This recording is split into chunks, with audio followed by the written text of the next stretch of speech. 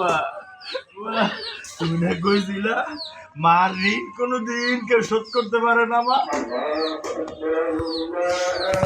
মা, কত টাকা আইলো তোমার চিকিৎসায়, কিন্তু তুমি নাই মা। আমার তুমি কি কয়ে গেল মা?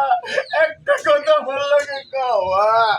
একটা কথা তুমি আমারে কও মা গো। ও